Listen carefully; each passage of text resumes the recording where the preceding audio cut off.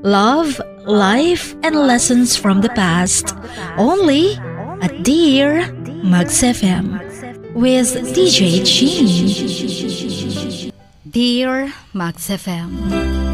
Itago niya na lang ako sa pangalang Sarah.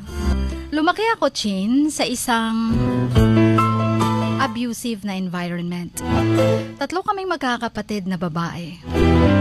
Ang mama at papa namin, medyo malupit. Dahil nga siguro, sabi namin, pareho kaming mga babae, pinoprotektahan lang kami. Pero hindi lang kalupitan, physical ang nararanasan namin sa kamay ng mga magulang ko, kundi verbal abuse din. Kahit mga kamag-anak namin malulupit din. Wala nang ibang ginawa kundi pintas dito, pintas doon. Maniwala kayo sa hindi, we were also sexually abused by our male cousins. Bata pa lang kami noon. Hindi namin alam kung anong nangyayari sa amin. Pero ina-abuse na kami ng mga cousins namin at walang kaalam-alam ang aming mga magulang. Sa murang isipan ko, alam kong may mali. Alam kong mali ang ginagawa ng cousin ko. Naaawa ako sa mga kapatid ko dahil ayoko ring maging biktima sila. Sinubukan ko magsumbong. Sinabi ko na may ginagawang masama, hindi maganda ang pinsan namin sa aming magkakapatid. Pero nagalit lang ang tatay ko. Mga pamangkin niya kasi yun. Hindi daw magagawa niya yun. O nila. Huwag daw kaming umimbento ng ika-iskandalo ng pamilya. Ang masaklap nito, Tishin, nagpatuloy ang pang-aabuso sa akin ng pinsan ko. Hanggang sa nakapag-stop ako sa high school. Sa isang kadahilanang hindi ko ginusto. At the age of 16, nabuntis ako. At dahil hindi naman kami pwedeng ipakasal dahil pinsan ko siya. Ayaw namang maniwala ng tatay at nanay ko na pinsan ko mismo ang nakabuntis sa akin. Sinubukan kong maglayas. Pero bago pa ako nakaalis sa bahay namin, bugbog sarado na ako.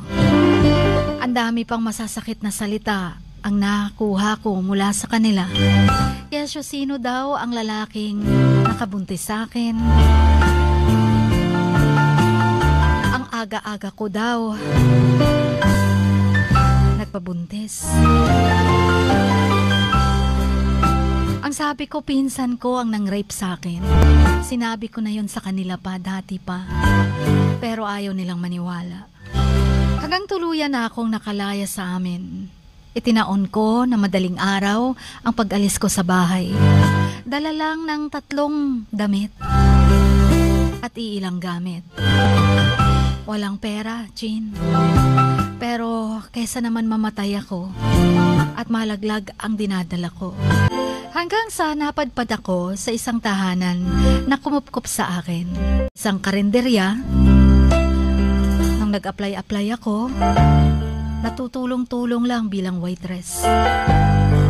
Pero kahit hindi nila kailangan, tumutulong pa rin ako. Araw-araw kong pabalik-balik doon. Wala naman kasi akong bahay. Pag nagsasara sila sa gabi, doon ako matutulog sa harapan. Hanggang nadatnan nila ako kinaumagahan. At doon sila naawa sa akin at kinupkop. Simula noon, sa karinderya na ako tumutulong. Pero late na nilang nalaman na buntis ako. Yung anak nila, Chin, ay nagkagusto sa akin. Nung nalaman niyang buntis ako, willing daw siyang saluhin at magiging ama ng anak ko. Ano pa bang choice ko? Hulog na ng langit yon. Wala naman akong bahay na uuwian. Wala akong pamilyang matatawag kundi sila na lang. Pero nung naging boyfriend ko na siya, itago na lang natin sa pangalang Mr. K.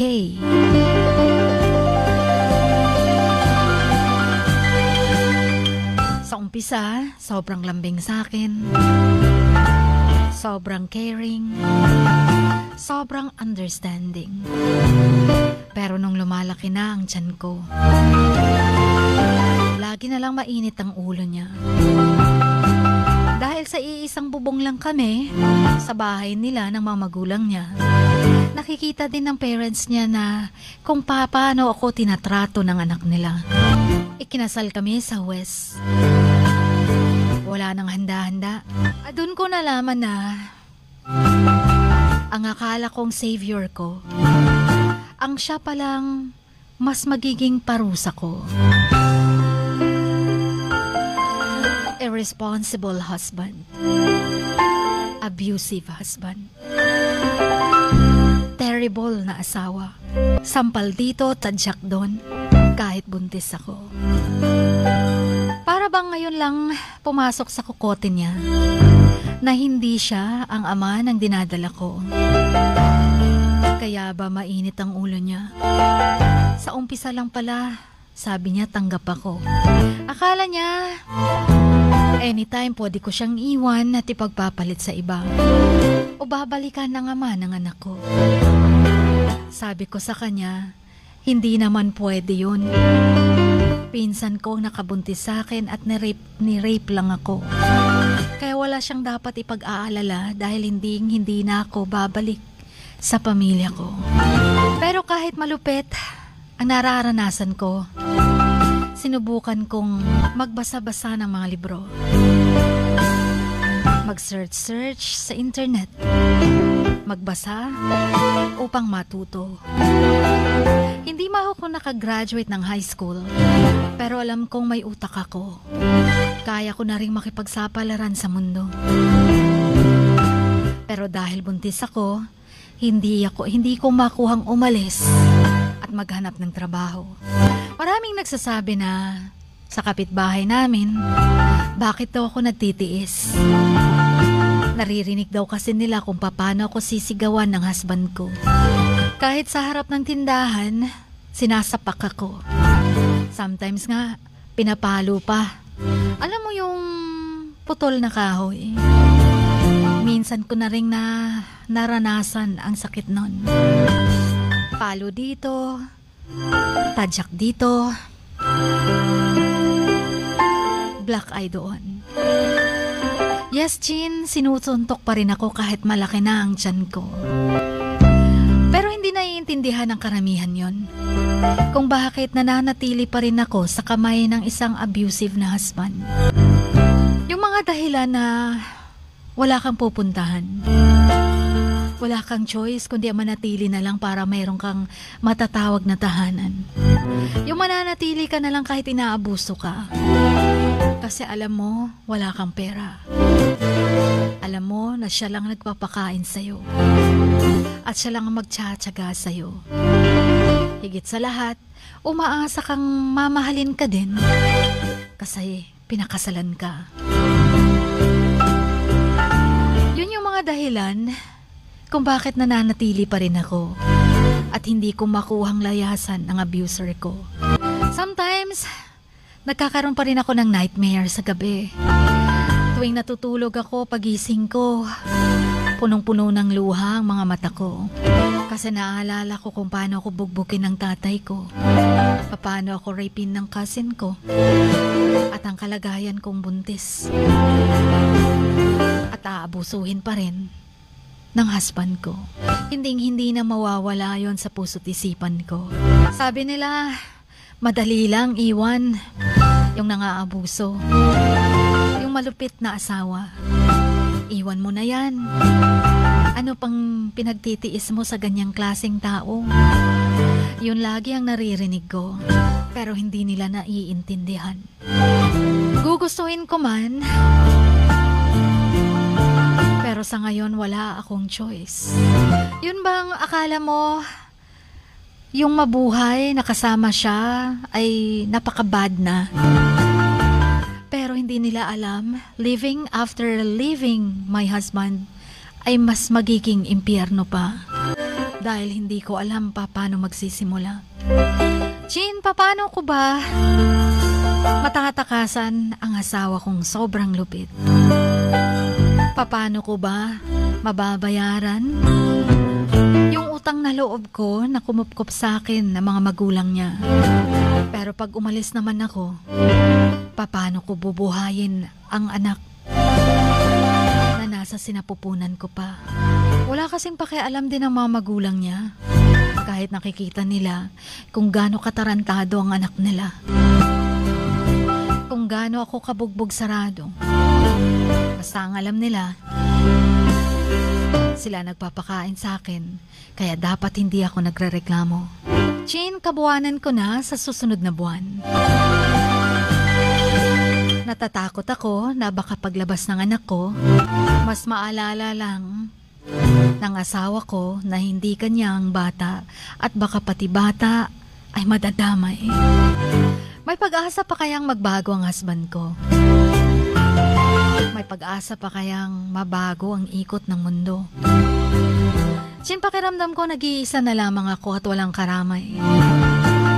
Kaya nakuha akong magsulat ngayon para kahit papano mapakinggan nila ang kwento ko. Sana'y mapayuhan niyo ako.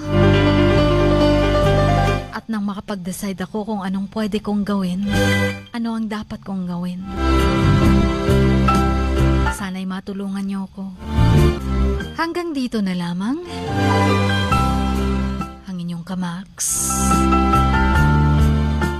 Always, Sarah.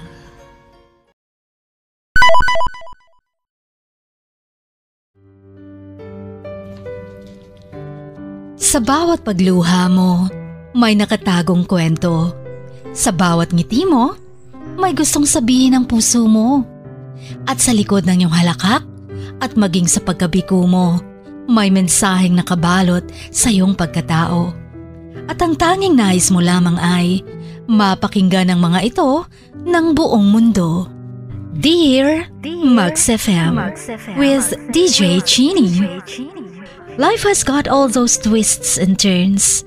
Stand up for what you believe in.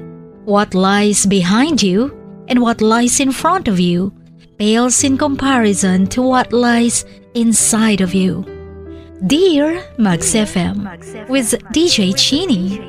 Sabi nga nila, ang pagsusulat kapag masyado mong diniinan hanggang sa susunod na pahina ay nagmamarka.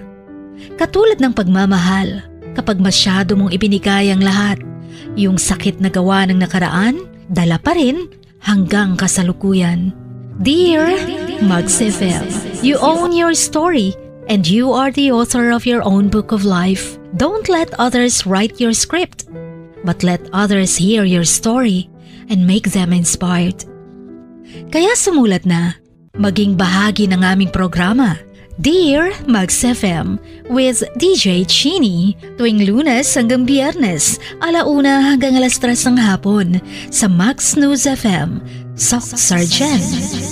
Love, life, and lessons from the past only at Dear Max FM with DJ Chini.